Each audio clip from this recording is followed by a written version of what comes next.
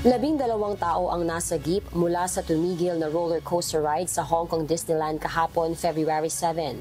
Sakay ng Disney ride Hyperspace Mountain ang mga pasaherong nakabitin sa ere ng nasa 1 oras. Inilalarawan ng Disney ang naturang ride bilang mabilis na roller coaster na tila rocketing into a Star Wars battle, kung saan pangunahing atraksyon nito ang malakas na pagbulusok at pagpasok sa dilim.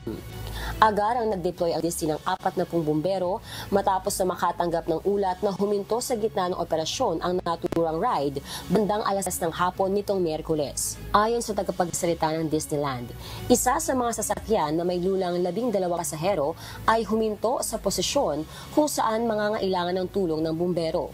Iniulat ng otoridad na wala namang nasugatan sa nangyaring insidente.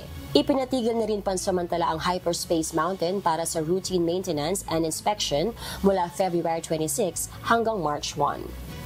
Ann Gonzalez, humahataw sa balita ngayon.